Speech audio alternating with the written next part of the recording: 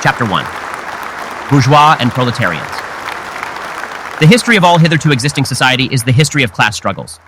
Freeman and slave, patrician and plebeian, lord and serf, guildmaster and journeyman, in a word, oppressor and oppressed, stood in constant opposition to one another, carried on an uninterrupted, now hidden, now open fight. A fight that each time ended either in a revolutionary reconstitution of society at large, or in the common ruin of the contending classes. In the earlier epochs of history, we find almost everywhere a complicated arrangement of society into various orders, a manifold gradation of social rank.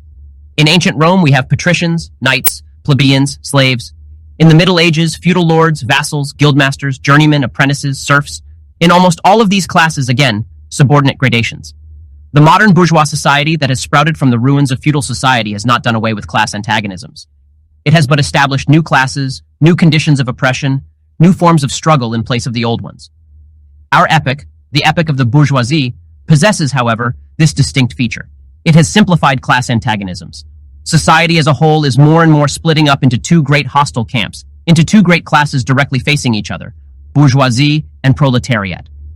From the serfs of the Middle Ages sprang the chartered burghers of the earliest towns. From these burgesses, the first elements of the bourgeoisie were developed.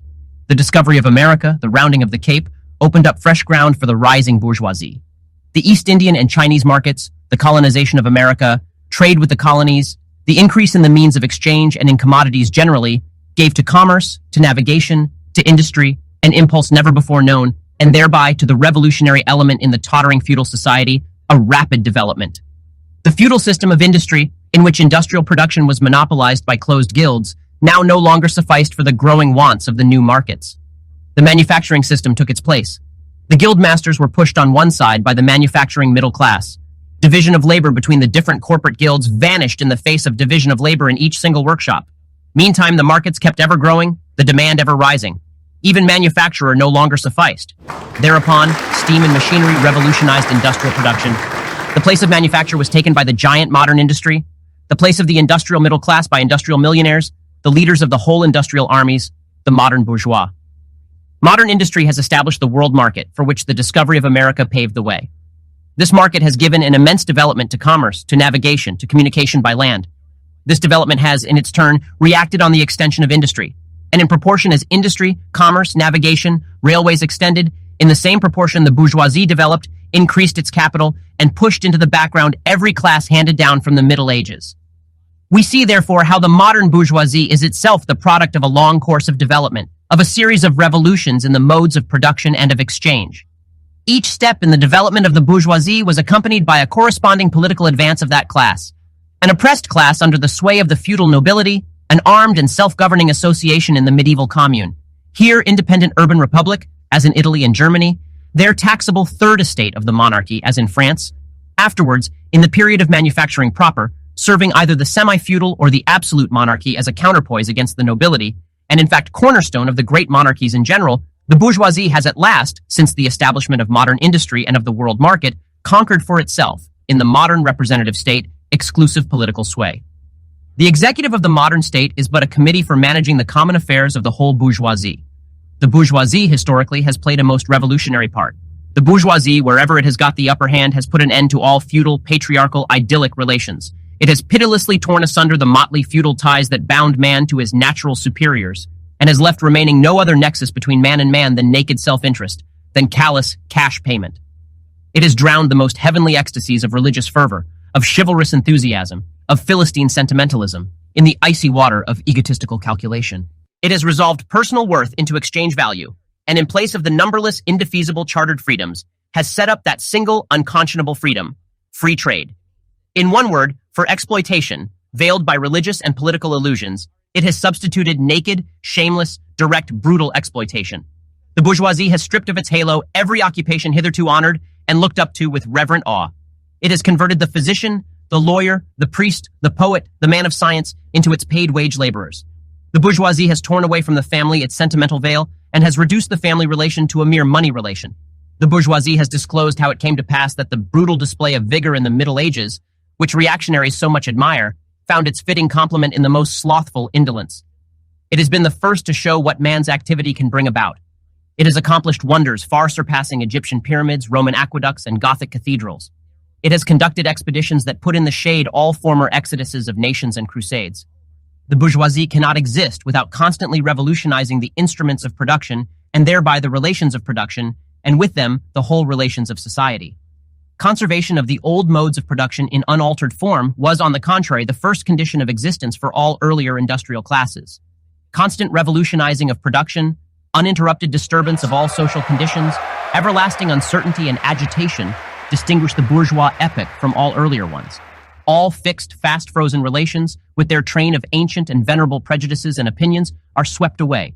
All new-formed ones become antiquated before they can ossify.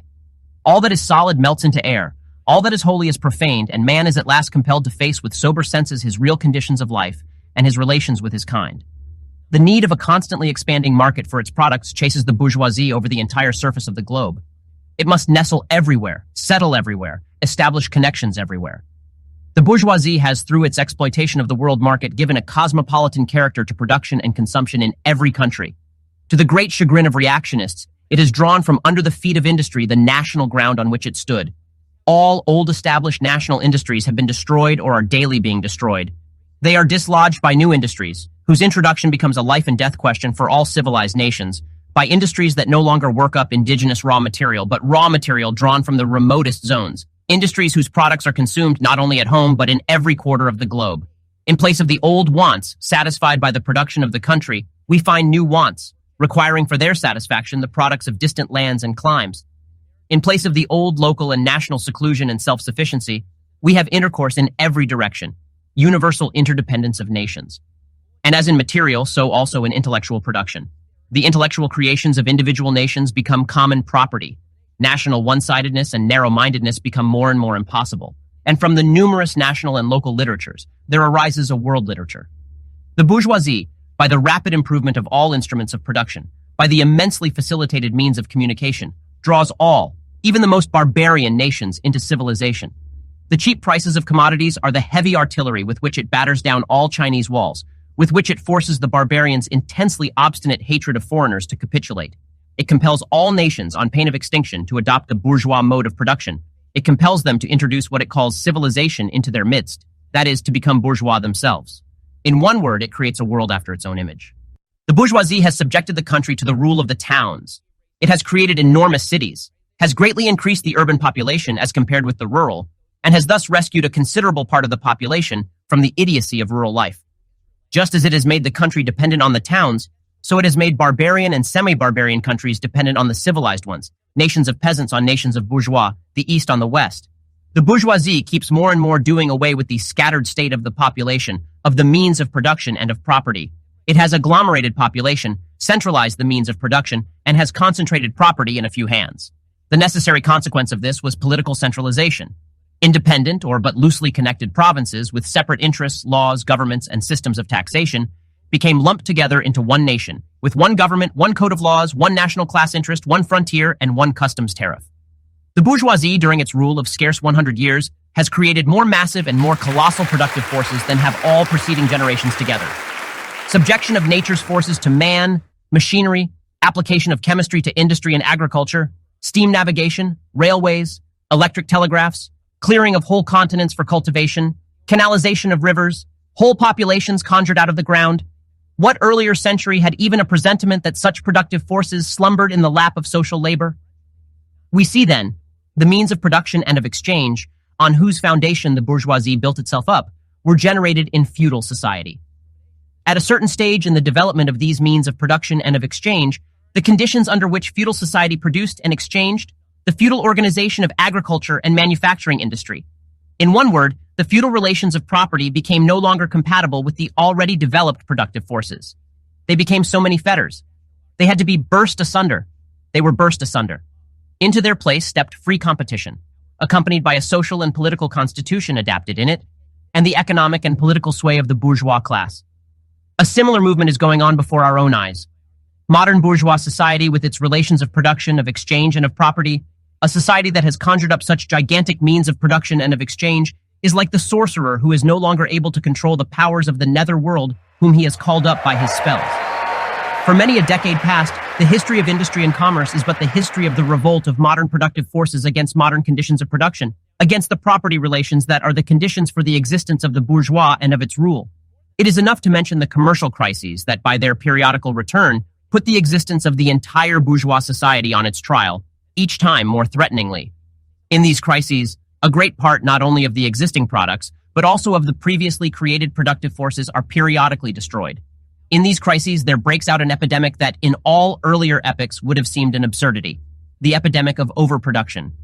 Society suddenly finds itself put back into a state of momentary barbarism. It appears as if a famine, a universal war of devastation, had cut off the supply of every means of subsistence. Industry and commerce seem to be destroyed. And why? Because there is too much civilization, too much means of subsistence, too much industry, too much commerce. The productive forces at the disposal of society no longer tend to further the development of the conditions of bourgeois property. On the contrary, they have become too powerful for these conditions, by which they are fettered, and so soon as they overcome these fetters, they bring disorder into the whole of bourgeois society, endanger the existence of bourgeois property. The conditions of bourgeois society are too narrow to comprise the wealth created by them. And how does the bourgeoisie get over these crises? On the one hand, by enforced destruction of a mass of productive forces. On the other, by the conquest of new markets, and by the more thorough exploitation of the old ones. That is to say, by paving the way for more extensive and more destructive crises, and by diminishing the means whereby crises are prevented. The weapons with which the bourgeoisie felled feudalism to the ground are now turned against the bourgeoisie itself. But not only has the bourgeoisie forged the weapons that bring death to itself, it has also called into existence the men who are to wield those weapons, the modern working class, the proletarians. In proportion as the bourgeoisie, that is, capital, is developed, in the same proportion is the proletariat, the modern working class, developed, a class of laborers who live only so long as they find work, and who find work only so long as their labor increases capital. These laborers, who must sell themselves piecemeal, are a commodity, like every other article of commerce, and are consequently exposed to all the vicissitudes of competition, to all the fluctuations of the market. Owing to the extensive use of machinery, and to the division of labor, the work of the proletarians has lost all individual character, and consequently all charm for the workman. He becomes an appendage of the machine, and it is only the most simple, most monotonous, and most easily acquired knack that is required of him. Hence, the cost of production of a workman is restricted almost entirely to the means of subsistence that he requires for maintenance and for the propagation of his race. But the price of a commodity, and therefore also of labor, is equal to its cost of production. In proportion, therefore, as the repulsiveness of the work increases, the wage decreases. Nay more, in proportion as the use of machinery and division of labor increases, in the same proportion the burden of toil also increases, whether by prolongation of the working hours, by the increase of the work exacted in a given time, or by increased speed of machinery, etc. Modern industry has converted the little workshop of the patriarchal master into the great factory of the industrial capitalist. Masses of laborers, crowded into the factory, are organized like soldiers. As privates of the industrial army, they are placed under the command of a perfect hierarchy of officers and sergeants. Not only are they slaves of the bourgeois class and of the bourgeois state, they are daily and hourly enslaved by the machine, by the overlooker, and above all, by the individual bourgeois manufacturer himself. The more openly this despotism proclaims gain to be its end and aim, the more petty, the more hateful, and the more embittering it is. The less the skill and exertion of strength implied in manual labor. In other words, the more modern industry becomes developed, the more is the labor of men superseded by that of women. Differences of age and sex have no longer any distinctive social validity for the working class. All are instruments of labor, more or less expensive to use, according to their age and sex. No sooner is the exploitation of the laborer by the manufacturer so far at an end that he receives his wages in cash, than he is set upon by the other portions of the bourgeoisie, the landlord, the shopkeeper, the pawnbroker, etc. The lower strata of the middle class, the small tradespeople, shopkeepers, and retired tradesmen generally, the handicraftsmen and peasants, all these sink gradually into the proletariat, partly because their diminutive capital does not suffice for the scale on which modern industry is carried on, and is swamped in the competition with the large capitalists, partly because their specialized skill is rendered worthless by new methods of production. Thus, the proletariat is recruited from all classes of the population. The proletariat goes through various stages of development. With its birth begins its struggle with the bourgeoisie. At first, the contest is carried on by individual laborers, then by the workpeople of a factory, then by the operative of one trade in one locality against the individual bourgeois who directly exploits them. They direct their attacks not against the bourgeois conditions of production, but against the instruments of production themselves. They destroy imported wares that compete with their labor They smash to pieces machinery, they set factories ablaze, they seek to restore by force the vanished status of the workmen of the Middle Ages. At this stage, the laborers still form an incoherent mass scattered over the whole country and broken up by their mutual competition. If anywhere they unite to form more compact bodies, this is not yet the consequence of their own active union, but of the union of the bourgeoisie, which class, in order to attain its own political ends, is compelled to set the whole proletariat in motion, and is moreover yet, for a time, able to do so. At this stage, therefore, the proletarians do not fight their enemies, but the enemies of their enemies, the remnants of absolute monarchy, the landowners, the non-industrial bourgeois, the petty bourgeois. Thus, the whole historical movement is concentrated in the hands of the bourgeoisie. Every victory so obtained is a victory for the bourgeoisie. But with the development of industry, the proletariat not only increases in number, it becomes concentrated in greater masses, its strength grows, and it feels that strength more. The various interests and conditions of life within the ranks of the proletariat are more and more equalized, in proportion as machinery obliterates all distinctions of labor, and nearly everywhere reduces wages to the same low level. The growing competition among the bourgeois and the resulting commercial crises make the wages of the workers ever more fluctuating. The increasing improvement of machinery, ever more rapidly developing, makes their livelihood more and more precarious. The collisions between individual workmen and individual bourgeois take more and more the character of collisions between two classes. Thereupon, the workers begin to form combinations, trades unions, against the bourgeois. They club together in order to keep up the rate of wages. They found permanent associations in order to make provision beforehand for these occasional revolts. Here and there, the contest breaks out into riots. Now and then, the workers are victorious, but only for a time. The real fruit of their battles lies not in the immediate result, but in the ever-expanding union of the workers. This union is helped on by the improved means of communication that are created by modern industry and that place the workers of different localities in contact with one another. It was just this contact that was needed to centralize the numerous local struggles, all of the same character, into one national struggle between classes. But every class struggle is a political struggle, and that union, to attain which the burghers of the Middle Ages, with their miserable highways, required centuries, the modern proletarian, thanks to railways, achieve in a few years. This organization of the proletarians into a class, and consequently into a political party, is continually being upset again by the competition between the workers themselves. But it ever rises up again, stronger, firmer, mightier. It compels legislative recognition of particular interests of the workers by taking advantage of the divisions among the bourgeoisie itself. Thus, the 10 Hours Bill in England was carried. Altogether, collisions between the classes of the old society further, in many ways, the course of development of the proletariat. The bourgeoisie finds itself involved in a constant battle, at first with the aristocracy, later on with those portions of the bourgeoisie itself whose interests have become antagonistic to the progress of industry, at all time with the bourgeoisie of foreign countries. In all these battles, it sees itself compelled to appeal to the proletariat, to ask for help, and thus to drag it into the political arena. The bourgeoisie itself, therefore, supplies the proletariat with its own elements of political and general education. In other words, it furnishes the proletariat with weapons for fighting the bourgeoisie. Further, as we have already seen, entire sections of the ruling class are, by the advance of industry, precipitated into the proletariat, or are at least threatened in their conditions of existence. These also supply the proletariat with fresh elements of enlightenment and progress. Finally, in times when the class struggle nears the decisive hour, the progress of dissolution going on within the ruling class, in fact within the whole range of old society, assumes such a violent, glaring character that a small section of the ruling class cuts itself adrift and joins the revolutionary class, the class that holds the future in its hands. Just as, therefore, at an earlier period, a section of the nobility went over to the bourgeoisie, so now a portion of the bourgeoisie goes over to the proletariat, and in particular a portion of the bourgeois ideologists, who have raised themselves to the level of comprehending theoretically the historical movement as a whole.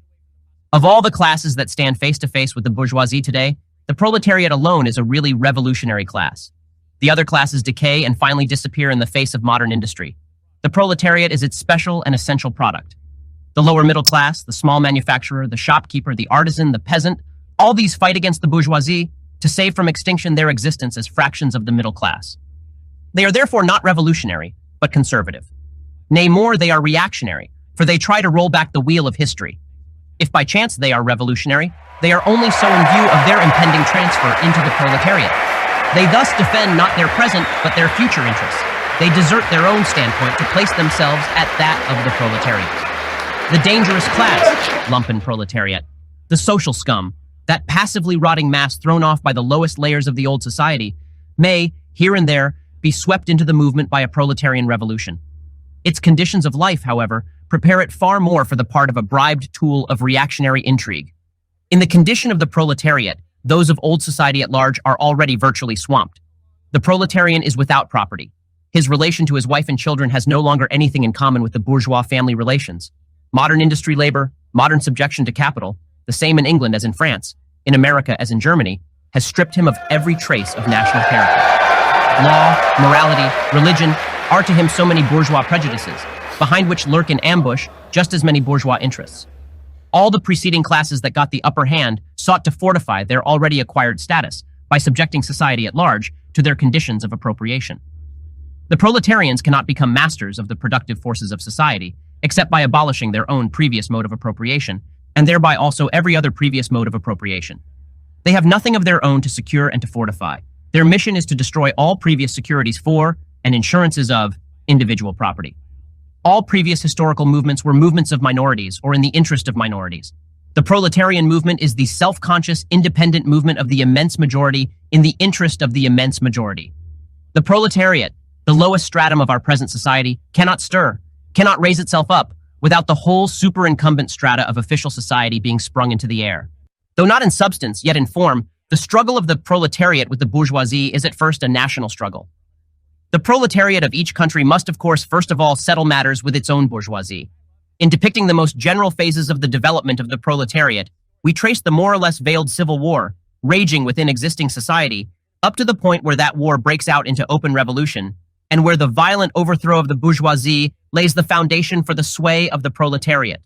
Hitherto, every form of society has been based, as we have already seen, on the antagonism of oppressing and oppressed classes. But in order to oppress a class, certain conditions must be assured to it under which it can at least continue its slavish existence.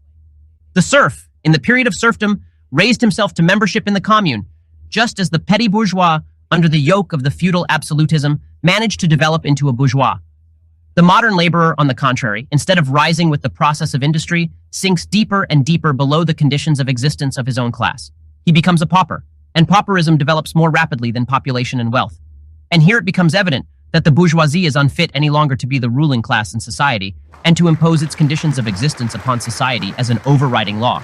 It is unfit to rule because it is incompetent to assure an existence to its slave within his slavery, because it cannot help letting him sink into such a state that it has to feed him instead of being fed by him. Society can no longer live under this bourgeoisie. In other words, its existence is no longer compatible with society. The essential conditions for the existence and for the sway of the bourgeois class is the formation and augmentation of capital. The condition for capital is wage labor. Wage labor rests exclusively on competition between the laborers. The advance of industry, whose involuntary promoter is the bourgeoisie, replaces the isolation of the laborers due to competition by the revolutionary combination due to association. The development of modern industry, therefore, cuts from under its feet the very foundation on which the bourgeoisie produces and appropriates products. What the bourgeoisie therefore produces above all are its own gravediggers. Its fall and the victory of the proletariat are equally inevitable.